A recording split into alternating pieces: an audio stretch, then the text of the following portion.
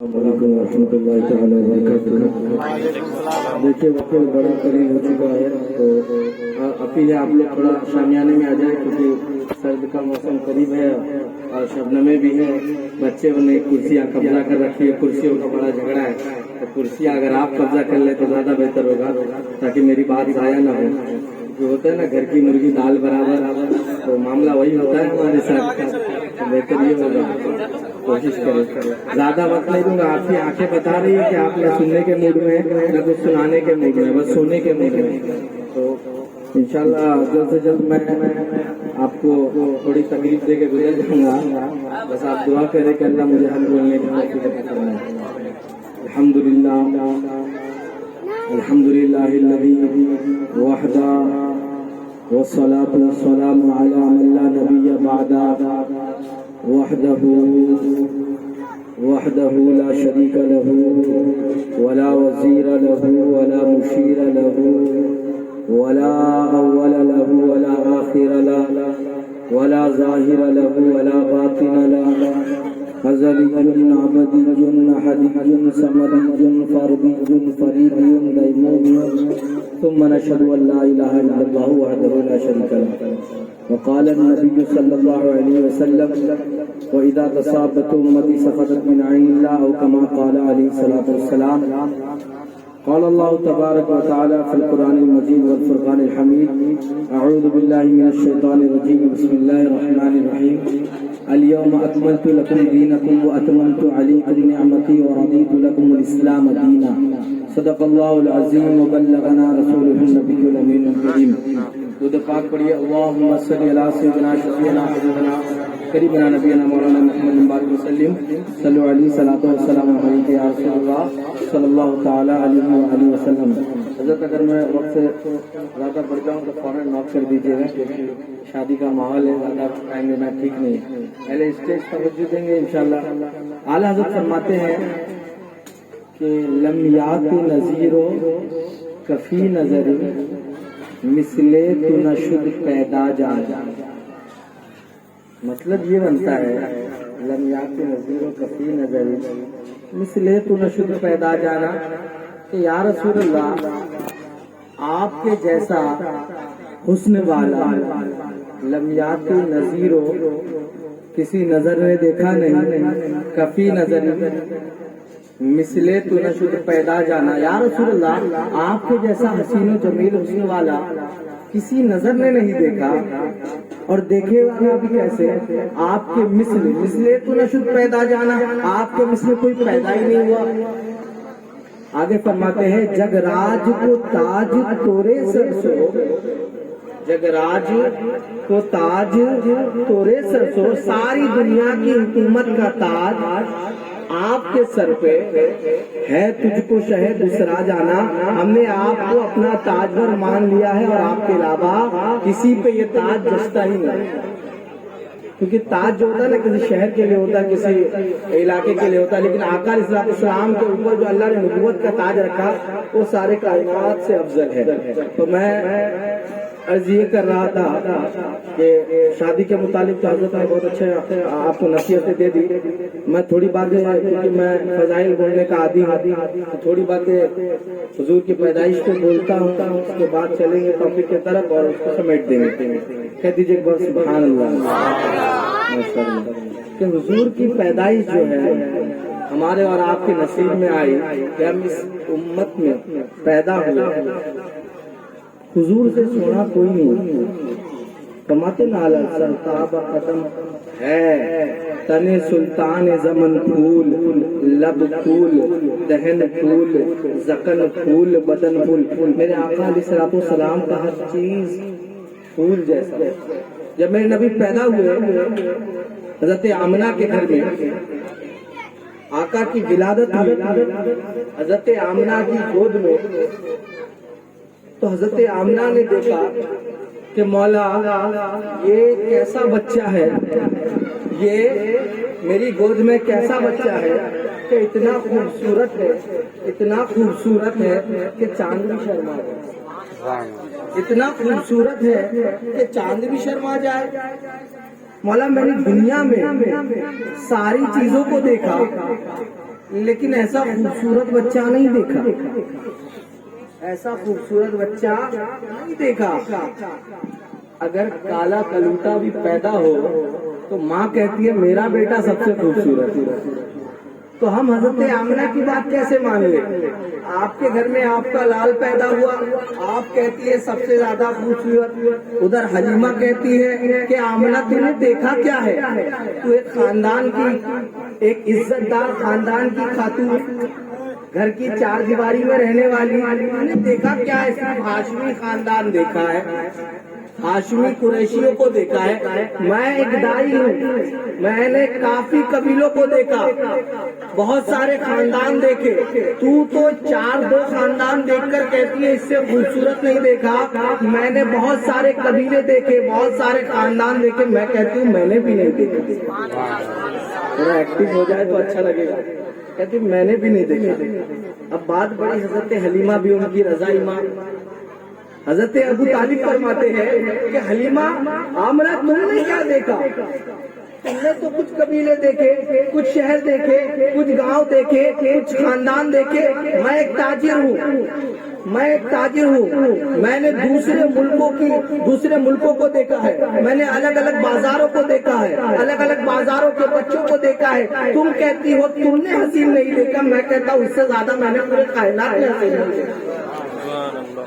یہ حضرت عبد المطلب فرماتے ہیں آسمانوں سے صدا آتی ہے، حضرت جبرائیل فرماتے ہیں ارے تم کیا بات کرتے ہو، تم نے دیکھا کیا ہے؟ تم نے زمین دیکھی ہے، تم نے لوگوں کو دیکھا ہے، تم نے شہروں کو دیکھا ہے، تم نے ملکوں کو دیکھا ہے، میں نے سارے مجسمات کو دیکھے ہیں، میں نے حضرت نوح کو کشتی کا ملا بنتے ہوئے دیکھا ہے، میں نے حضرت آدم کو عرفات میں روتے ہوئے دیکھا ہے، میں نے حضرت نوح کو کشتی کا ملا بنتے ہوئے دیکھا ہے، میں نے حضرت اسماعیل کو چھری کے نیچے دیکھا ہے، حضرت ابراہیم کو آگ میں ڈوبتے ہوئے دیکھا ہے، میں نے ساری چیزوں کو دیکھا، میں نے جنت کے سیر کیے، میں نے دوزخ کا سیر کیا، مجھے یہ بھی پتا جنات کتنے، مجھے یہ بھی پتا شجرات کتنے، مجھے یہ بھی پتا حجرات کتنے، مجھے ساری چیزوں کا علم، میں نے ساری چیزوں کو دیکھا۔ تم اتنی سی چیزوں کو دیکھنے کے بعد کہتے ہو کہ ہم نے حسین نہیں دیکھا، میں ان ساری چیزوں کو دیکھنے بعد کہتا ہوں میں نے اس سے حسین نہیں دیکھا، میں نے اس سے حسین دیکھا ہی نہیں۔ او میرے یارو، میرا رب فرماتا ہے جبرائیل تو نے تو وہ چیزیں دیکھی جو میں نے بنائی، تو نے تو وہ چیزیں دیکھی جو میں نے بنائی، میں بنانے والا، میں کہتا ہوں میں نے ایسا بنایا ہی نہیں، میں نے ایسا بنایا نہیں۔ جب رب نے بنایا نہیں تو بندہ دیکھے گا کیا؟ اور عشق کا معیار یہ ہے، عشق کا معیار یہ ہے کہ میرے آقا کا حسن، حضرت انس رضی اللہ تعالیٰ عنہ فرماتے ہیں، حضرت انس رضی اللہ عنہ فرماتے ہیں کہ میں نے ریشم بھی دبایا، میں نے ریشم دیکھے نا کتنا ملائم ہوتا ہے، کاپوس روئی سے بھی زیادہ ملائم ہوتا ہے، میں نے ریشم بھی دبایا ہے، لیکن قسم خدا کی میں نے ریشم سے زیادہ حضور کے ہاتھوں کو نرم پایا۔ یہ میرے آقا کے مبارک دست کہ حضرت، اور خوشبو کی تو بات ہی نرالی ہے، خوشبو کی تو بات ہی نرالی ہے، بات کھولنے کا وقت نہیں ہے اور نہ آپ اس موڈ میں ہے کہ میں فضائل بولوں، لیکن حق تو یہ ہے کہ وہ کمال حسن حضور ہے کہ گمان نفس جہاں نہیں، یہی پھول خار سے دور ہے، یہی شمع ہے کہ دعا نہیں، کرو مدح اہل دبر رضا، پڑ اس بلا پہ میری بلا، میں گدا ہوں اپنے کریم کا، میرا عشق پارا نہ نہیں۔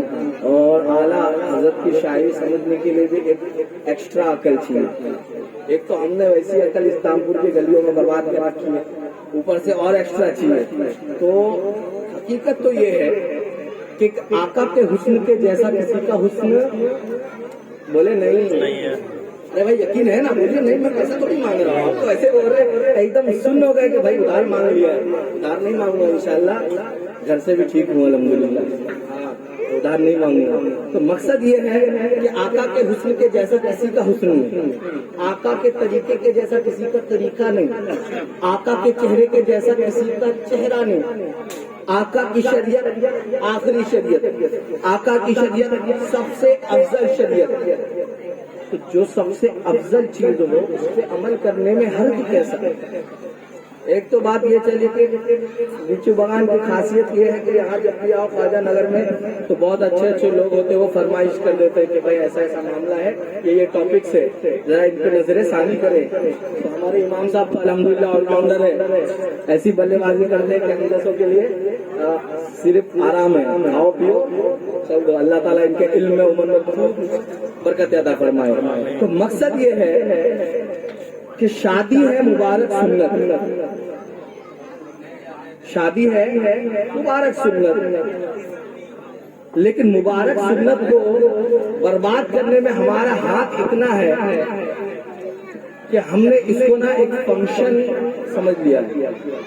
سب سے پہلی بات آپ یہودیوں عیسائیوں کو دیکھتے ہیں نا، عیسائیوں چرچ والوں کو، چاہے راجا کی بیٹی ہو، بادشاہ کی بیٹی ہو، کسی کی گورنر کی بیٹی ہو، لیکن اس کا نکاح یعنی ان کے شادی جو ہوتی ہے ان میں شادی، تو ان کی شادی چرچ کے اندر ہوگی. ان کا جو پادری ہوتا ہے وہ کبھی آپ کے گھر میں نہیں آئے گا، ان کے گھر میں نہیں آئے گا. چاہے گورنر کی بیٹی ہو، اس کی شادی جو ہے اس چرچ کے اندر ہوگی. لیکن ہم نے اپنے علماء اکرام کو اتنا حقیر سمجھ لیا ہے کہ جہاں من چاہے اسٹیج لگا دیا، مولوی صاحب 500 ٹکا لے کے آ گئے، نکاح ہو گیا. کیا ہو گیا؟ اور اس اسٹیج کو بنانے کے بعد اس اسٹیج کے ذریعے بہت سارے خرافات ہوتے ہیں. وہ جس کو ایک تو آتے ریبن کاٹنے، اس میں ہو جاتے جھگڑے ہوتے کہ نہیں؟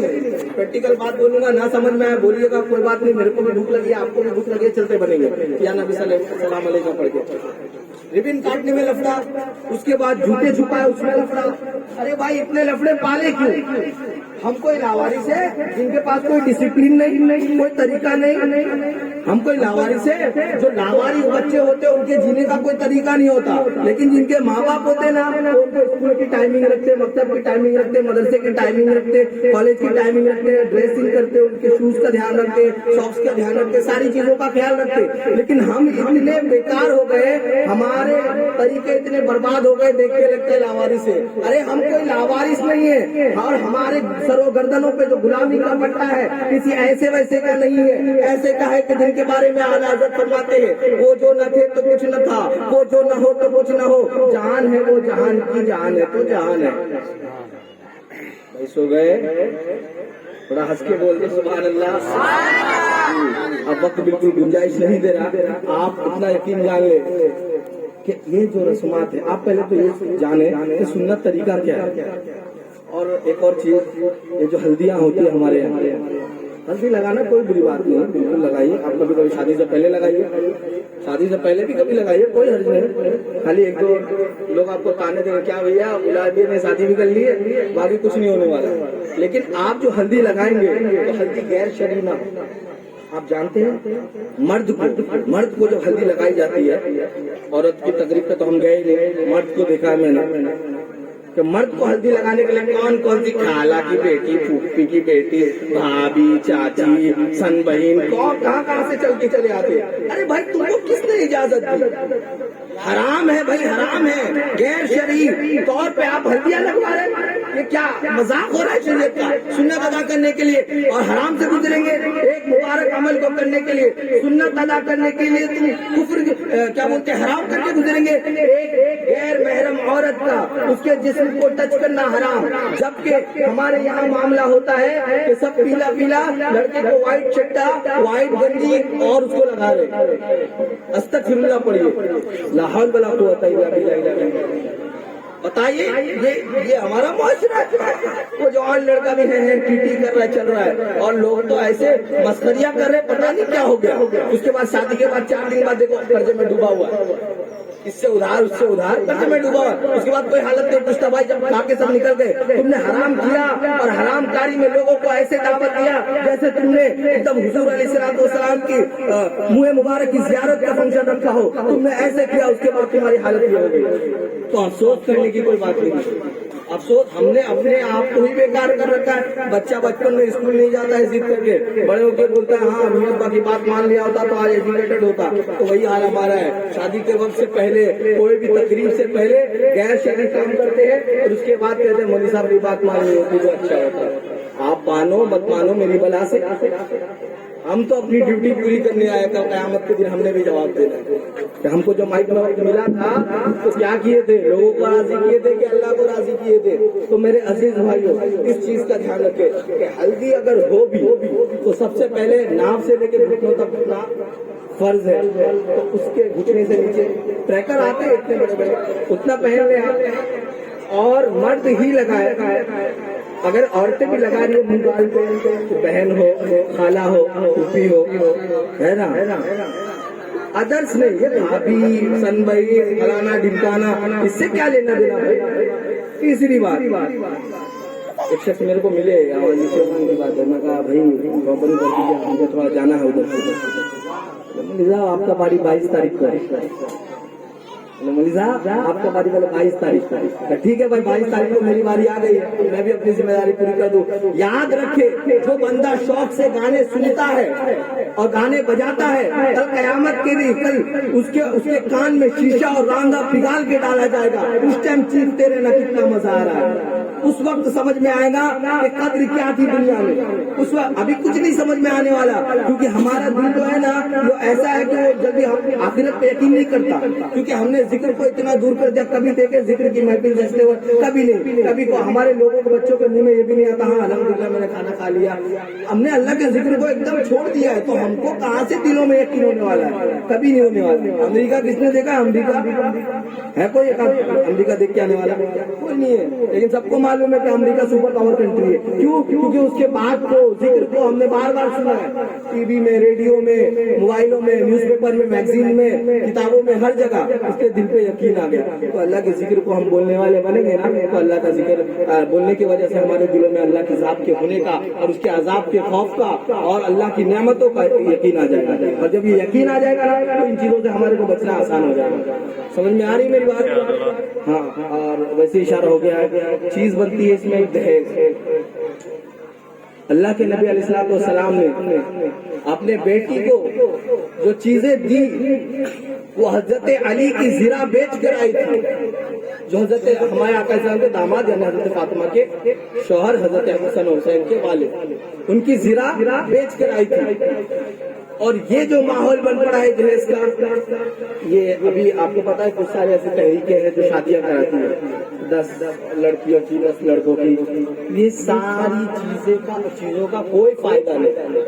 یقین جانے آپ میرے نظریے سے دیکھیں کہ ان ساری چیزوں کا اجتماعی شادی، اجتماعی تقریبیں کوئی فائدہ نہیں جب تک ہم ذمہ دار بن کے اس معاشرے سے جہیز کو ختم نہیں کر دیتے۔ اپنے بہن کی باری آئی تو جہیز خراب ہو گیا، اور جب خود کی باری آئی تو جہیز اچھا ہو گیا، یہی ہو رہا ہے۔ نہیں تو ماحول کس سے بنتا ہے؟ مجھ سے، آپ سے، ہم یہ ماحول کو بنانے والے، بگاڑنے والے۔